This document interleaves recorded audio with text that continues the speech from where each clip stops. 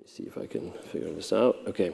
So sleep, fountain of youth, is in the bedroom. This is actually a quote from Bill DeMent, Stanford, who discovered REM sleep and started the first sleep clinic.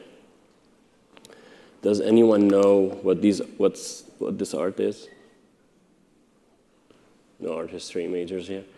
It's kind of obscure. So on the right, this is William Blake, Jacob's Ladder from 1800s, depicting Jacob lying down, sleeping, and then the angels going up and down the stairs. And then if we go back to the other one on the left, this is the oldest, very much the oldest painting or the oldest cave art that we know from humans back 44,000 years ago in Indonesia. And what it depicts a creature that's part human, part animal, chasing wild pigs. And what anthropologists tell us that the first time humans really start thinking or realizing that they can be outside of their body and look at themselves in a 3D fashion was through dreams. And so when we sleep, we discover things about ourselves. Sleep has been teaching us things about ourselves, from the spiritual to our physical well-being to our mental health, etc. And the extent that sleep tells us about our state, our wellness, our disease process, what's happening with us, is the extent that we can measure it. And to the extent we can be curious about it and our tools and technology. So over the years, we've been observing people sleep ever since the dawn of humanity. And we start out with observation, and clinically, we know, like, for example, that Shane Stokes was discovered by watching patients who have heart failure in the middle of their sleep and seeing these agonal breathing. And then we fast forward after that, in 1924, Hans Berger, who's a German psychiatrist, used the first EEG on humans and saw the squiggly lines and described them as alpha waves and beta waves. And interesting, he was a psychiatrist. And then about 10 years later, another researcher, Nathaniel Kleitman, who was very interested, influenced by the work of Freud, decided to study sleep as a way of understanding human consciousness. And then came to New York and later on University of Chicago and became the first full-time researcher dedicated to the understanding of sleep physiology, et cetera. And was very much into it. He spent a month in a cave underground. He fasted for several days. He kept meticulous notes of his daughter from the time she was an infant till she was 20. He was super dedicated to that. And he was using, basically, he took that EEG from Hans Berger, and then he would record patients' EEG throughout the night. And for every night, it would be about half a mile of paper recording for all these squiggly lines, almost as long as a CVS receipt. So then came Bill DeMent, who was one of his mentees, and they worked together and they discovered REM sleep. Bill DeMent went on to Stanford to establish the first sleep clinic. And then we started understanding sleep quality. So we first started looking at sleep quantity, then sleep quality, the polysomnogram showed up. And then we started looking at what happens when we sleep. We discovering diseases like sleep apnea, and we understood the impact of sleep apnea on cardiac disease. And as our technology improved, then we started unraveling ideas and understanding the timing of sleep. And we fast forward to data population in the last 10, 20 years, which tells us a lot about timing. So first, let's start with quantity of sleep. Everyone asks, well, what's the exact time I need to sleep? What's more important is, are you sleep deprived? How many people here use an alarm to wake up in the morning? Okay, it's less than I thought. So if you're using an alarm in the morning, you're not getting enough sleep. That's a better way to ask that question. If you're sleeping in on the weekend for more than an hour, you're not getting enough sleep. So what does the data show us? When we look at meta-analysis, for example, from 2010, they looked at 1.3 million people and looked at longevity. About if you sleep less than 7 hours, your long-term risk mortality goes up by about 12%. If you sleep more than 9 hours, then your longevity is impacted by all risk mortality goes up by 30%. I know I said 24% last time, it's actually 30%. So sleep also, as much as we want to sleep to be better and have better longevity, sleep can tell us as a sign about what's happening. So this is a sleep-wake cycle. This is what we call a hypnogram before anyone pulls their wearables and start comparing. No one looks exactly like that. The same way no one is exactly at 120/70 pressure all the time.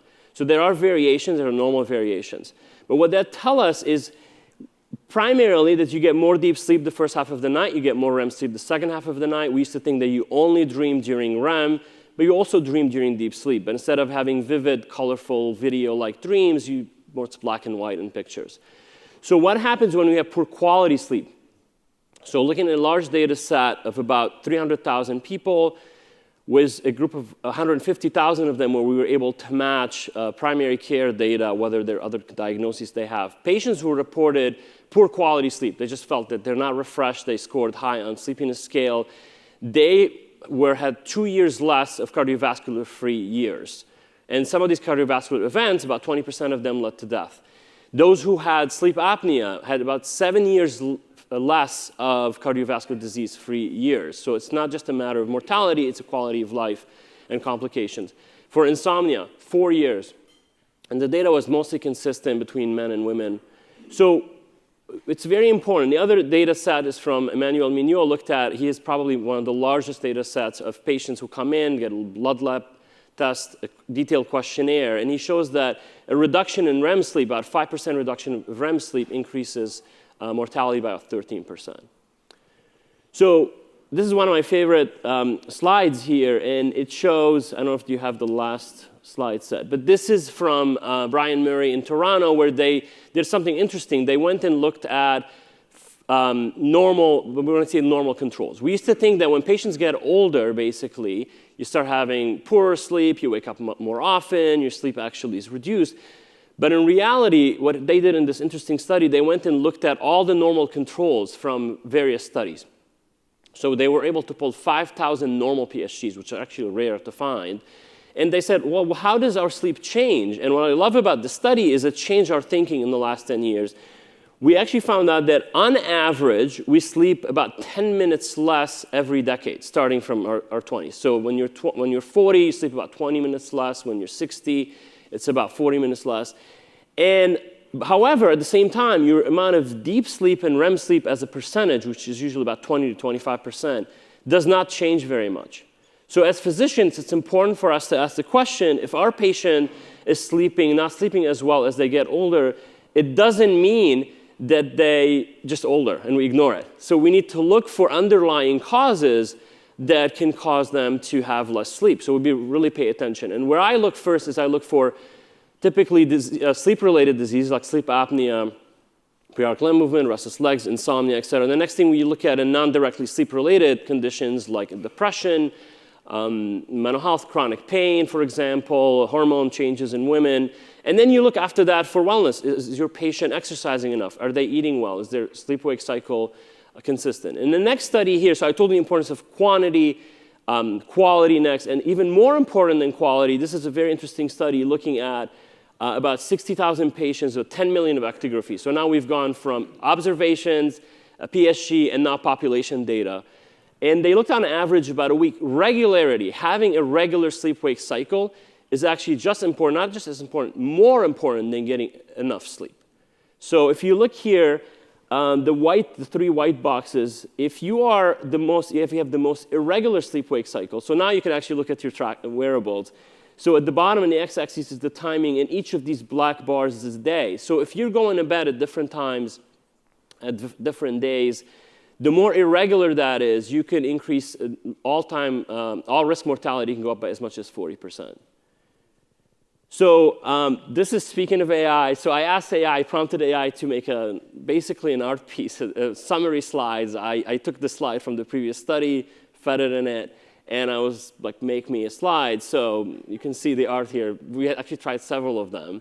So not exactly the best art. So can it really tell the story? Can AI really tell our story? So quick take-homes.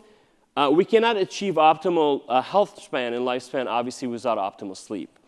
Problems are common and universal, more or less, but solutions are unique and tailored. So you can have apnea and insomnia, you can have disrupted sleep like everyone else, but the solutions should be individual and personalized for every patient. And then best sleep is organic sleep. And the way you want to think about your bedroom is your bedroom should look the same as it looked hundreds of years ago. And then you have to be very deliberate about what you bring back in, whether it's technology, TVs, obviously, we've determined that's not good in the bedroom. Having natural fabric, seeing the temperature change naturally, that's ultimately will lead to best sleep. All right. Wonderful. Thank you.